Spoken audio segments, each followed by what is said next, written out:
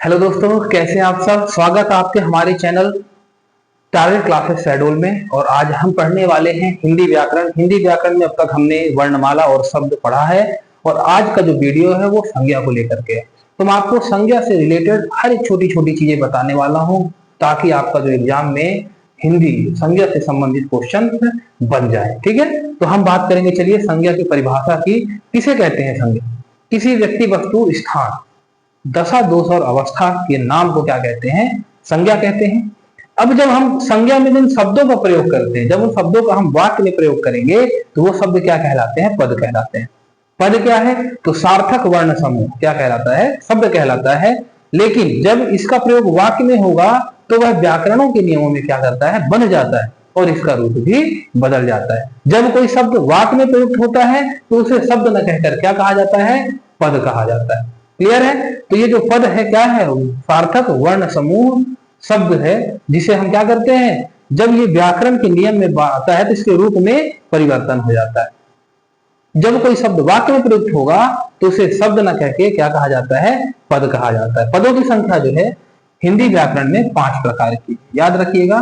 पहला है संज्ञा, दूसरा है सर्वनाम, तीसरा है विशेषण, चौथा क्रिया और 5वां है अव्यय। ये जो शब्द हैं, इनसे निकले हुए जो शब्द होंगे, जब ये शब्द क्या करेंगे? वाक्य के रूप में प्रयोग में आएंगे तो इनमें जो वाक्य में जो शब्द जोड़े गए हैं तो वो शब्द ना होकर के क्या कहलाते हैं? पद कहलाते हैं। क्लियर है? आगे बढ़ते हैं हम कि ये जो शब्द हैं किस तरह से अपन समझते हैं। तो जैसे मान लीजिए उदाहरण है, तो पहला उदाहरण अपन लेते हैं कि रमेश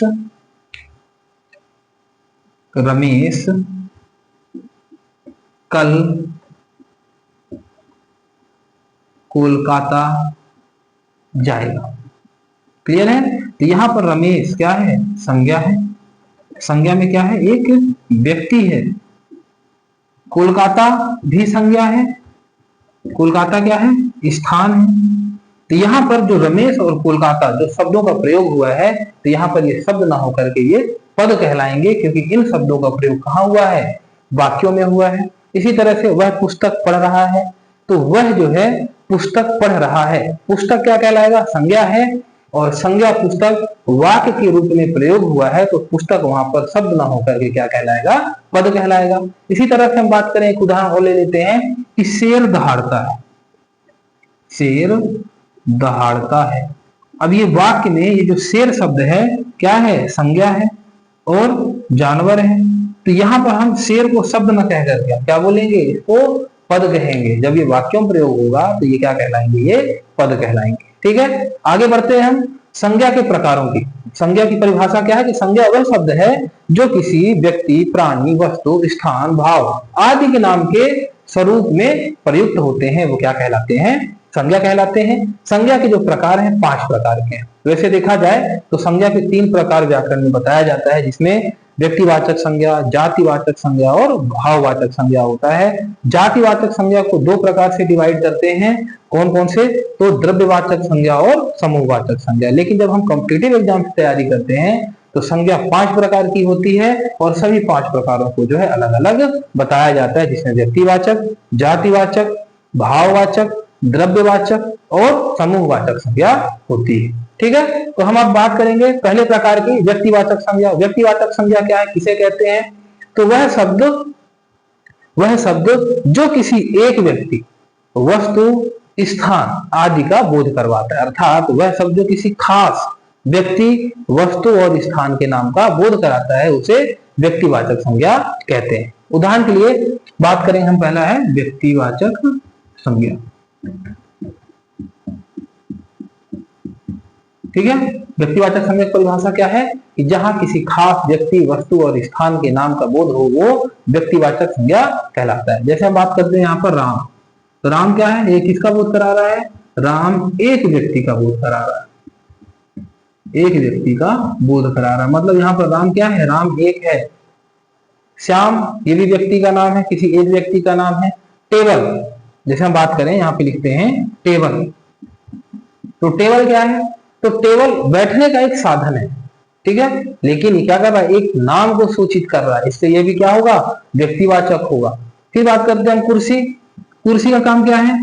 तो कुर्सी व्यक्तिवाचक कैसे होगा?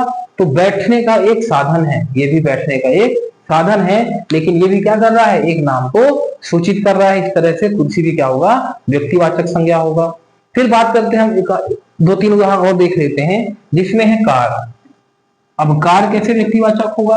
तो कार क्या है? यातायात का एक साधन है, किंतु संपूर्ण यातायात का नहीं है। कार एक माध्यम है, इस कारण यहाँ पे क्या है? यह एक व्यक्ति को इंगित कर रहा है, तो ये भी कार भी क्या होगा? व्यक्तिवाचक संज्ञा होगा। दिल्ली एक राज्य है, किंतु पूरा देश नहीं है, इसलिए यह भी क्या होगा? व्यक्तिवाचक होगा। मुंबई भी एक राज्य है, किंतु पूरा देश नहीं है, इसलिए मुंबई भी क्या होगा? व्यक्तिवाचक होगा। इस तरह से हम पहचान सकते हैं कि व्यक्तिवाचक संज्ञा की कौन कौन से उदाहरण हो सकते हैं, कौन कौन से शब्द व्यक्तिवाचक संज्ञा होते हैं। क्लियर है? अब हम बात करेंगे कि व्यक्तिवाचक संज्ञा, जैसे व्यक्तियों के नाम हो गया, यहां पर हमने देखा कि व्यक्तियों के नाम क्या हो गए? व्यक्तिवाचक संज्ञा।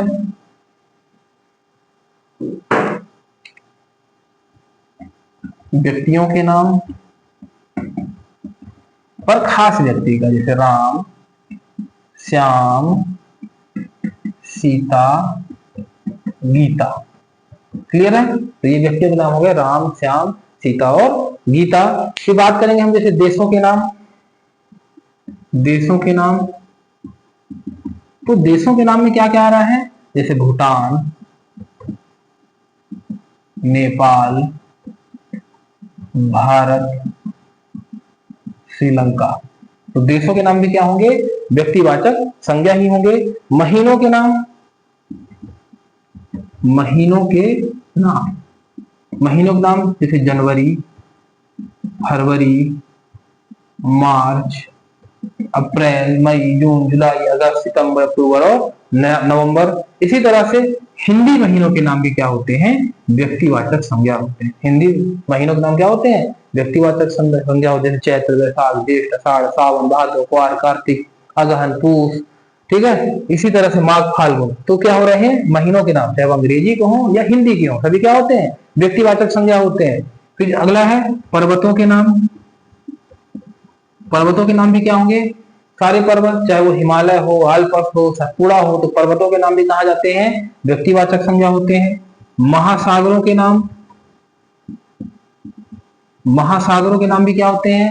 व्यक्तिवाचक होते हैं। जैसे महासागरों के नाम बात करें, हिंद महासागर है, काला सागर है ना, लाल सागर है, तो ये सारे क्या होंगे? महासागरों के नाम भी व्यक्तिवाचक संज्ञा ही होते हैं। इसके अलावा धार्मिक ग्रंथों के नाम भी व्यक्तिवाचक होते हैं। रामायण है, गीता है, महाभारत है। ऐतिहासिक घटनाओं के नाम भी कहा जाएंगे? व्यक्तिवाचक संज्ञा ही होते हैं। जैसे 1857 की क्रांति है, जलियांवाला बाग हत्याकांड है, चौरी चौरा कांड है।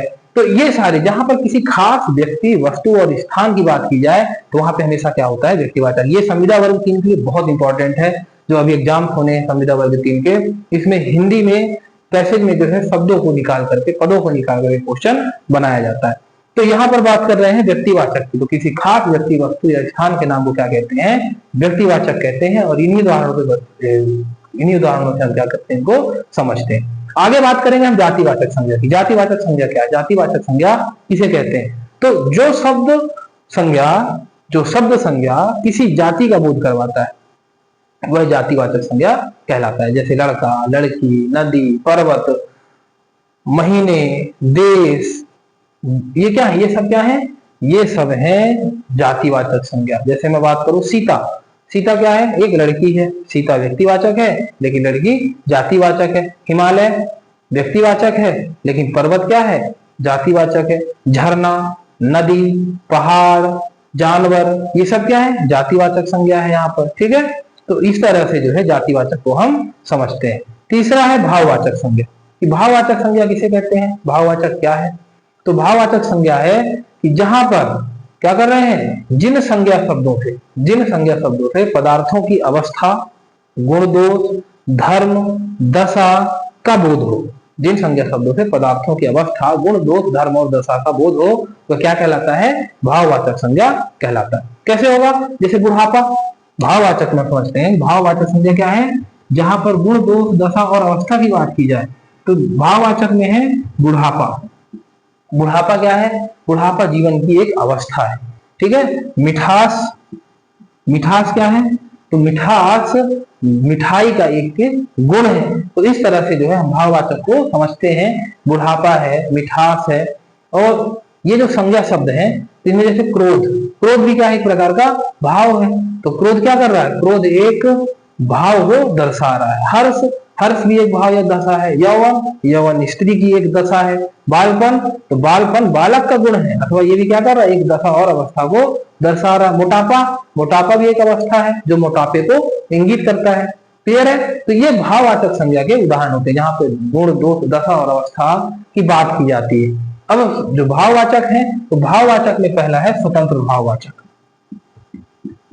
स्वतंत्र भाववाचक, ये स्वतंत्र भाववाचक क्या है, तो जिन भाववाचक संज्ञा शब्दों में किसी भी प्रत्यय का प्रयोग नहीं होता उन्हें हम क्या कहते हैं, स्वतंत्र भाववाचक संज्ञा कहते हैं। कैसे, जैसे सुख, दुख, इसमें क्या हो रहा है, प्रत्यय का प्रयोग नहीं हो रहा है। सुख, दुख, रोग, प्रेम, प्यार, रोग, प्रेम और प्यार, ये बिना प्रत्यय के मिलकर के बने हुए हैं। ये क्या है, स्वतंत्र है। जैसे स्नेह है, दुलार है, संसार है, भय, क्रोध, ये सब क्या कहलाते हैं, ये सब कहलाते हैं स्वतंत्र भाववाचक संज्ञा कहलाते हैं। क्लियर है। फिर आगे हम बात करेंगे कि ये जो संज्ञा शब्द है बनते कैसे हैं भाववाचक संज्ञा शब्द। तो भाववाचक संज्ञा शब्द क्या होते हैं, ये भाववाचक स्वतंत्र भाववाचक संज्ञा शब्द होते हैं जो क्या है, एक प्रकार से बिना प्रत्ययों के जुड़े होते हैं। लेकिन अब इनमें क्या करते हैं हम कि कुछ ऐसे जैसे विशेषण शब्द है, अगर हम क्या कर रहे हैं कि स्वतंत्र भाववाचक संज्ञा शब्दों में अगर हम प्रत्यय को जोड़ देते हैं, स्वतंत्र भाववाचक संज्ञा में अगर हम क्या करें, शब्दों को स्वतंत्र भाववाचक शब्दों में क्या करें, जब प्रत्यय को जोड़ देते हैं तो क्या कहलाते हैं, ये विशेषण शब्द बन जाते हैं। जैसे सुख, अगर हम यहाँ पे लिखें सुख,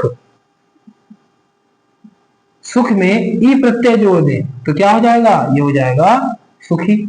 क्लियर है। सुख में अगर ई प्रत्यय जोड़ दें तो सुखी हो गया। संसार में ई प्रत्यय जोड़ दें तो संसारी हो जाएगा। प्रेम में ई जोड़ दें तो प्रेमी हो जाएगा। प्यार में आ जोड़ दें तो क्या हो जाएगा, प्यारा हो जाएगा। तो इस तरह से क्या करते हैं, हम स्वतंत्र भाववाचक संज्ञा को समझते हैं। ये क्या होते हैं, बिना प्रत्ययों के मिले, बिना प्रत्ययों के बने होते हैं, लेकिन अगर इनमें प्रत्यय जोड़ दें तो क्या हो जाते हैं, विशेषण के शब्द बन जाते हैं। अगला है क्रियार्थक संज्ञा। स्वतंत्र भाववाचक संज्ञा के बाद में है दूसरा क्रियार्थक संज्ञा। क्रियार्थक संज्ञा क्या है, क्रियार्थक संज्ञा, तो क्रियार्थक संज्ञा की परिभाषा है कि जब किसी वाक्य के आरंभ में कर्ता के रूप में कोई क्रिया है, और ना जब किसी वाक्य के आरंभ में कर्ता के रूप में कोई क्रिया है तब उस क्रिया को क्रियार्थक संज्ञा कहते हैं। जैसे घूमना या टहलना स्वास्थ्य के लिए लाभदायक है। घूमना और टहलना स्वास्थ्य के लिए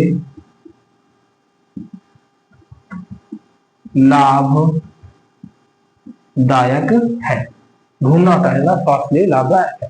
तो यहाँ पे घूमना और टहलना क्या है, यहाँ पे क्रिया का प्रयोग हुआ है, अर्थात ये क्या कहलाएंगे, क्रियार्थक संज्ञा कहलाएंगे। मतलब यहाँ पर कैसे शब्दों का प्रयोग हो रहा है, उन संज्ञा शब्द व्यक्तिवाचक, जातिवाचक, भाववाचक, इनका प्रयोग नहीं हो रहा। किसका प्रयोग हो रहा है, क्रिया शब्दों का प्रयोग हो रहा है। तो घूमना और टहलना क्या है, स्वास्थ्य के लिए लाभदायक है, इसमें घूमना और टहलना क्या कहलाएगा, क्रियार्थक संज्ञा कहलाएगा। ठीक है। तो ऐसे उदाहरण ले लेते हैं कि पढ़ना एक अच्छा काम है। तो यहाँ पे पढ़ना एक अच्छा काम है, पढ़ना कर्ता का रूप धारण कर रहा है, किसके रूप में, क्रिया के रूप में, इसलिए क्या कहलाएगा, क्रियार्थक संज्ञा कहलाएगा। क्लियर है। तो इस तरह से भाववाचक संज्ञा को दो प्रकार से डिवाइड कर देते हैं। अब अगली बात करें तो अगला हमारा है द्रव्यवाचक संज्ञा। द्रव्यवाचक संज्ञा किसे कहते हैं कि जिस संज्ञा शब्द से किसी धातु, द्रव्य, सामग्री, पदार्थ आदि का बोध हो उसे द्रव्यवाचक संज्ञा कहते हैं। जैसे गेहूं है, चावल है, घी, सोना, चांदी, तांबा, ऊन, ये सब क्या है, ये सभी द्रव्यवाचक संज्ञा है। जैसे द्रव्यवाचक में गेहूं है तो गेहूं कैसी चीज, क्या चीज होती है, गेहूं जो है भोजन की सामग्री है। चावल क्या है, भोजन की सामग्री है। घी भी भोजन की सामग्री है। सोना आभूषण के लिए द्रव्य पदार्थ है। चांदी आभूषण के लिए पदार्थ है। तांबा एक धातु है, ऊन क्या है, तो ऊन वस्त्र बनाने की एक सामग्री है। तो ये सारी चीजें किसमें जाती हैं, ये सब कुछ जो है द्रव्यवाचक में जाता है। ठीक है, तो द्रव्यवाचक की परिभाषा ही है कि जिस संज्ञा शब्द से किसी धातु, द्रव्य, सामग्री, पदार्थ के नाम का क्या हो, बोध हो, उसे द्रव्यवाचक संज्ञा कहते हैं। क्लियर है। अब चलते हैं, अगला है हमारा समूहवाचक, यह जिसको हम बोलते हैं समुच्चयवाचक संज्ञा कहते हैं, कलेक्टिव नाउन है। तो जिन संज्ञा शब्दों से किसी एक व्यक्ति का बोध ना होकर पूरे समूह या समाज का बोध हो, वह समूहवाचक या समुदायवाचक संज्ञा कहलाता है। जैसे सेना, तो सेना में कई सैनिक होते हैं, यहाँ पे समूह की बात हो रही है। ठीक है। पुलिस, तो पुलिस क्या है कि पुलिस हर स्थान, राज्य और देश में होते हैं, उसे बड़े रूप को इंगित किया जा रहा है, तो पुलिस भी क्या होगा, समूहवाचक संज्ञा है। पुस्तकालय, पुस्तकालय में अनेक पुस्तक होते हैं, यहाँ किसी एक पुस्तक की बात नहीं हो रही, तो पुस्तकालय भी क्या होगा, समूहवाचक होगा।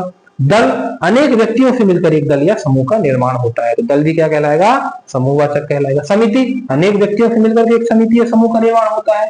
आयोग, आयोग का गठन किसी खास उद्देश्य के लिए किया जाता है, इसमें अनेक सदस्य होते हैं, एक सदस्य से आयोग नहीं बनता, तो ये भी क्या होगा, समूहवाचक होगा। परिवार, एक परिवार में अनेक सदस्य हो सकते हैं, यहाँ तक कि 2-3 पीढ़ी भी, तो इस तरह से क्या होगा, ये जो परिवार है, परिवार भी समूहवाचक होगा। कक्षा, कक्षा में एक व्यक्ति ना बैठ करके अनेक व्यक्ति बैठते हैं, अनेक बच्चे बैठे होते हैं, तो क्या कहलाता है, समूहवाचक संज्ञा कहलाता है। क्लियर है। यहाँ तक समझ में आ गया संज्ञा क्या है, इसके कितने प्रकार हैं, कौन कौन से संज्ञा किस किस नियम के तहत काम करते हैं। आगे बात करेंगे हम नियमों की। तो संज्ञा के जो नियम है, तो नियम नंबर 1 है कि यदि कोई क्रियावाचक शब्द वाक्य के शुरुआत में ओकारांत बनकर आए, तब यह ओकारांत शब्द हमेशा क्या होता है, जातिवाचक होता है। कुछ ऐसे शब्द हैं जो हमेशा क्या होते हैं, जातिवाचक होंगे। कब होंगे, जब उसमें क्या होगा, ओकारांत शब्द लगा होगा। अब पढ़ते हैं हिंदी में, हिंदी में हम पढ़ते हैं अकारांत।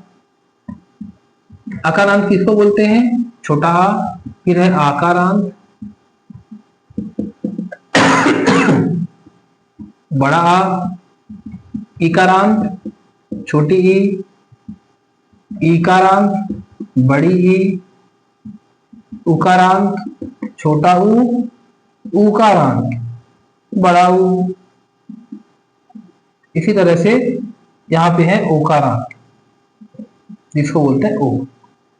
नियम ये कहता है कि यदि कोई क्रियावाचक शब्द वाक्य के शुरुआत में ओकारांत बनकर आए, तब यह ओकारांत क्या होता है, शब्द हमेशा जातिवाचक संज्ञा होता है। जैसे हम बोले कि सोते हुए को मत जगाओ, लेकिन जैसे हम ओकारांत लगाएंगे, सोतों को मत जगाओ, मतलब यहाँ पे क्या हो रहा है, वो व्यक्तिवाचक, भाववाचक या फिर समूहवाचक और द्रव्यवाचक ना होकर क्या होगा, जातिवाचक संज्ञा होगा। क्योंकि यहाँ पे क्रियावाचक शब्द का प्रयोग कहाँ हुआ है, शुरुआत में, वो भी ओकारांत बन करके आया, जिसमें ओ की मात्रा लगी हुई है, तो सोतों का मतलब हो जाएगा जातिवाचक संज्ञा। इसी तरह हस्तों को मत रुलाओ, रोतों को हंसाओ, तो ये सारे शब्द क्या कहलाएंगे, जो सोतों, हस्तों और रोतों हैं, ये कहलाएंगे जातिवाचक संज्ञा।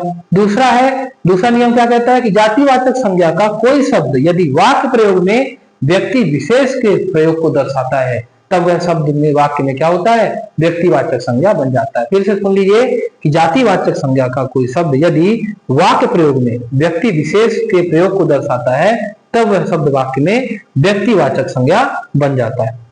कैसे बनेगा, जैसे नेताजी, तो नेताजी क्या है, मूलतः जातिवाचक संज्ञा है, लेकिन जब वाक्य में प्रयोग होगा तो नेताजी ने जय हिंद का नारा लगा दिया, नेताजी ने जय हिंद का नारा दिया, तो यहाँ पे नेताजी क्या हो जाएंगे, एक पर्टिकुलर व्यक्ति के रूप में प्रयोग में लाए जाएंगे, तो नेताजी क्या हो जाएंगे, व्यक्तिवाचक संज्ञा हो जाएंगे। जैसे सरदार जातिवाचक संज्ञा है, लेकिन जैसे ही वाक्य में प्रयोग करेंगे तो वाक्य में प्रयोग करते इनके रूपों में परिवर्तन आ जाता है, और जो सरदार है, नेताजी है, ये क्या हो जाते हैं, व्यक्तिवाचक हो जाते हैं। जैसे सरदार को लौह पुरुष भी कहा जाता है। यहाँ पे बहुत सारे सरदारों की बात नहीं हो रही, वहां पे हो रही है एक सरदार की, जिन्हें सरदार वल्लभ भाई पटेल के नाम से जानते हैं। तो सरदार को लौह पुरुष कहा जाता है, लौह पुरुष नहीं कहा जाता है, ये क्या हो जाएंगे, ये व्यक्तिवाचक संज्ञा के रूप में जाने जाएंगे। क्लियर है। आगे बात करें हम कि मोदी, तो मोदी क्या है, देश के प्रधानमंत्री। तो मोदी को हजारों मोदी के नाम से नहीं जानते, मोदी नाम लेते ही दिमाग में कौन आता है, केवल एक व्यक्ति आते, नरेंद्र दामोदर दास मोदी, जो वर्तमान क्या है, देश के प्रधानमंत्री हैं। गांधी या बापू, तो गांधी या बापू नाम होते ही हमारे दिमाग में कौन आते हैं, महात्मा गांधी आते हैं। तो गांधी या बापू अहिंसा के पुजारी थे, तो अहिंसा पुजारी कौन थे? महात्मा गांधी थे। ठीक है। नियम नंबर 3 क्या कहता है कि व्यक्तिवाचक संज्ञा और भाववाचक संज्ञा हमेशा एक वचन होते हैं। इनको बहुवचन बनाने के लिए ओकारांत और एकारांत का प्रयोग किया जाता है, और ये क्या होते हैं? ये बहुवचन बनने के साथ जातिवाचक संज्ञा हो जाते हैं। वीडियो को आप इसकी करके देख लीजिएगा, रोक करके आप वीडियो को देख सकते हैं। ठीक है, क्योंकि मैं अगर उदाहरण समझाऊंगा ज्यादा समय लग जाएगा, तो मैं जो आपको स्पीच भी मौखिक रूप से चीजें बता रहा हूं। तो नियम नंबर 3 क्या कहता है? व्यक्तिवाचक संज्ञा, भाववाचक संज्ञा हमेशा एक वचन होते हैं। इनको बहुवचन बनाने के लिए ओकारांत और एकारांत का प्रयोग किया जाता है, ओ और ए का प्रयोग किया जाता है, और ये बहुवचन बनने के साथ क्या हो जाते हैं? जातिवाचक संज्ञा हो जाते हैं। जैसे विभीषण, विभीषण को हम बहुवचन ओ लगा के बनाएंगे तो क्या हो जाएगा? विभीषणों। जयचंद, जयचंदों। प्रार्थना, प्रार्थनाएं। क्लियर है? तो इस तरीके से क्या हो रहा है? ओ और ए लगा करके हम इसको बहुवचन बना सकते हैं। नियम नंबर 4 क्या कहता है? तो यदि कोई विशेष शब्द क्या हो? ओकारांत हो, तब यह ओकारांत बनते ही जातिवाचक संज्ञा का रूप ले लेता है। कैसे? जैसे छोटा, तो छोटा यहाँ पे क्या है? विशेषण शब्द है, लेकिन जातिवाचक क्या होगा? जैसे हम इसमें लगाएंगे ओ, तो ये हो जाएगा छोटों। बड़ा, बड़ों। तो इस तरीके से जो है यहाँ पर क्या हो रहा है? शब्दों के रूप में परिवर्तन आ जा रहा है। नियम नंबर 5 की बात करते हैं। कौन सा नियम है? जैसे व्यक्तिवाचक संज्ञा का यदि कोई शब्द वाक्य प्रयोग में अपने समान विशेषता को दर्शाए, ध्यान दीजिएगा, व्यक्तिवाचक संज्ञा का यदि कोई शब्द वाक्य प्रयोग में अपने समान विशेषता को दर्शाए, तब वह वाक्य में जातिवाचक संज्ञा बन जाता है। कैसे बनेगा? जैसे हम बात करते हैं कश्मीर,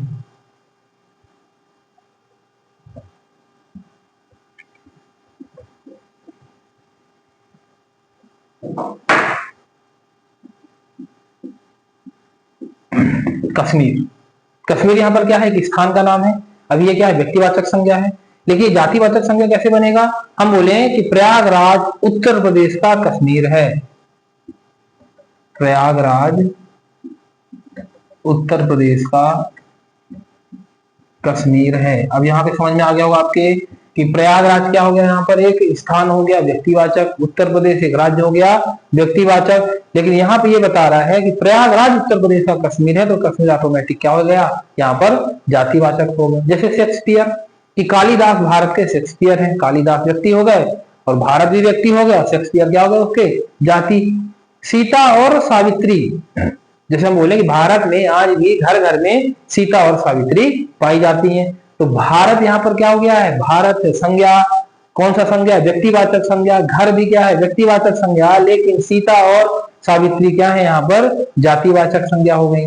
गंगा और लक्ष्मी, पूजा तो गंगा है और नेहा तो हमारे घर की लक्ष्मी है, तो यहाँ पर गंगा और लक्ष्मी क्या है? यहाँ पर जातिवाचक है। पूजा और नेहा क्या हो जाएंगे? व्यक्तिवाचक हो जाएंगे। गंगा और लक्ष्मी जातिवाचक हो जाएंगे। क्लियर है? अब हम संज्ञा की पहचान किस तरह से करते हैं? तो याद रखिएगा, कुछ संज्ञा शब्द क्या होते हैं? प्राणीवाचक शब्द होते हैं और कुछ अप्राणीवाचक होते हैं। कैसे? ये जो बात ही जानने लायक है, क्योंकि ये जो है बहुत कम लोगों को बताया जाता है। तो प्राणीवाचक और अप्राणीवाचक, तो कुछ शब्द क्या होते हैं? गणनीय होते हैं, गणना की जा सकती है, और कुछ शब्दों की गणना नहीं की जा सकती। तो पहला है प्राणीवाचक संज्ञा। प्राणीवाचक संज्ञा, प्राणीवाचक संज्ञा किसे कहते हैं? कि वह शब्द जिससे किसी सजीव वस्तु का बोध हो, वह शब्द जिससे किसी सजीव वस्तु का बोध हो, जिसमें प्राण हो, उसे क्या कहते हैं? प्राणीवाचक संज्ञा कहते हैं। कौन कौन से हो जाएंगे? तो प्राणीवाचक में लड़का है, गाय, रमेश, शेर। ये क्या है? ये जो नाम यहाँ पे आए हैं, ये ऐसे लोग हैं जिनकी क्या चल रही है? सांसें चल रही हैं। ठीक है, तो ये सब क्या है? इनके अंदर प्राण है, ये सब क्या कहलाएंगे? प्राणीवाचक संज्ञा कहलाएंगे। फिर आगे हम लोग बात करेंगे अप्राणीवाचक संज्ञा की। अप्राणीवाचक संज्ञा किसे कहते हैं? तो जिस वस्तु में प्राण ना हो, वे क्या कहलाते हैं? अप्राणीवाचक संज्ञा कहलाते हैं। प्राण किसमें नहीं है? जैसे मेज,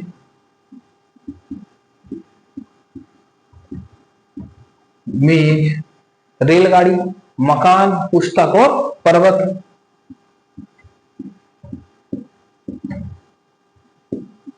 है संज्ञा, लेकिन कैसे संज्ञा है ये? अप्राणीवाचक संज्ञा, क्योंकि इनके अंदर प्राणियां सजीव नहीं है, इसलिए कैसे संज्ञा कहलाएंगे? अप्राणीवाचक संज्ञा कहलाएंगे। तीसरा है गणनीय संज्ञा। तीसरा है गणनीय संज्ञा।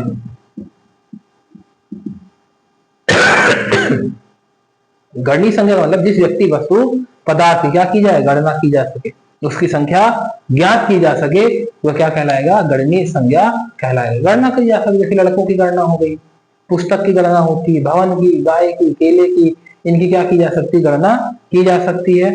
और चौथा है अगणनीय संज्ञा। अगणनीय संज्ञा का मतलब है कि जिस व्यक्ति, वस्तु, पदार्थ की गणना नहीं की जा सकती, उसकी संख्या ज्ञात नहीं की जा सकती, वे शब्द क्या कहलाते हैं? अगणनीय संज्ञा कहलाते हैं। दूध की गणना कर लीजिए, दूध को कर लीजिए। पानी, मित्रता, मित्रता की गणना भी नहीं की जा सकती कि आप मित्र से जो है ये नहीं उम्मीद कर सकते हो कि सिर्फ मतलब का साथ देगा, बिना मतलब की, बिना गणना की चीजें। ठीक है, अब हम बात करेंगे कि शब्दों को भाववाचक संज्ञा में कैसे बदला जाता है। सबसे ज्यादा क्वेश्चन यहीं से पूछा जाता है। तो भाववाचक संज्ञा का निर्माण किससे हो रहा है? संज्ञा, सर्वनाम, विशेषण, क्रिया और अव्यय के द्वारा हो रहा है। और हम बात करेंगे कब? जब जातिवाचक संज्ञा को कहाँ कर रहे हैं हम? भाववाचक संज्ञा शब्दों में बदलते हैं। तो किस तरह से बदलेंगे?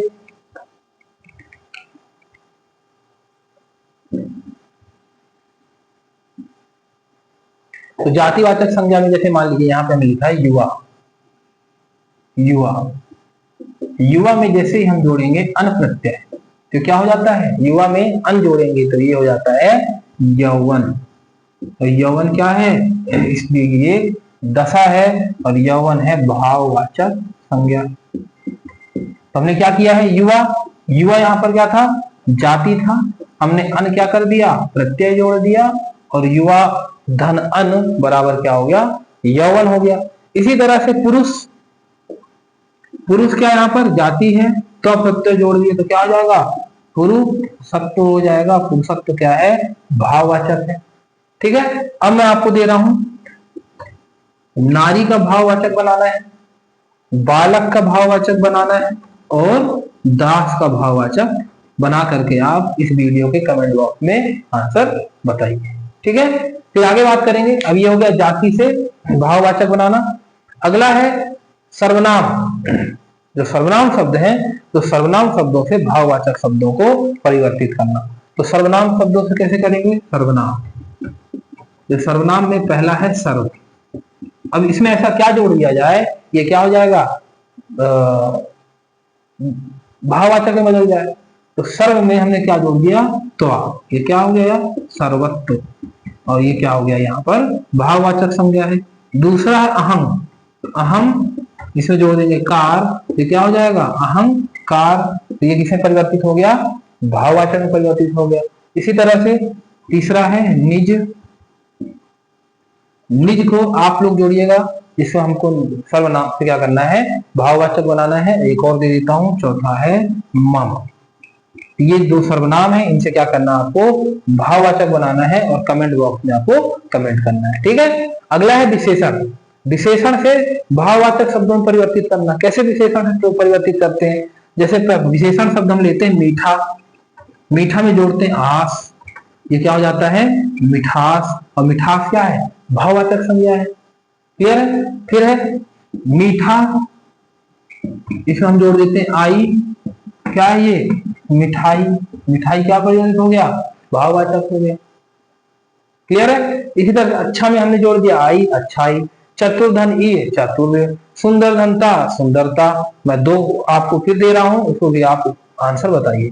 पहला है वीर, वीर का कैसे हम भाव परिवर्तित करेंगे? दूसरा है निर्बल। इसे हम किस तरह से भाववाचक में बदलते हैं। क्लियर है? विशेषण के बाद अगला हम बात करेंगे क्रिया। क्रिया से भाववाचक शब्द। तो क्रिया से हम ऐसे कौन से शब्द जोड़े जिससे किसमें बदल जाए? भाववाचक बदल जाए। तो सबसे पहला शब्द है क्रिया में खोजना। क्रिया में है खोजना, पहला है खोजना। तो यहाँ पर खोजना में ऐसा क्या जोड़ दिया जाए कि क्या हो जाए? ये भाववाचक बदल जाए। तो खोजना का भाव क्या होगा? खोज होगा। खोजना का भाव खोज होगा। चलना का क्या होगा? चल होगा। चलना का चल होगा। घटना का, घटना का भाव घटाव होगा। इसी तरह से घेरना का घेर होगा। अब आप बताइएगा रंगना, रंगना का भाववाचक क्या होगा। ठीक है, अब अगला है हमारा क्रिया के बाद में अव्यय, कि अव्यय से भाववाचक संज्ञा बनाना। कैसे बनाएंगे अव्यय से भाववाचक संज्ञा?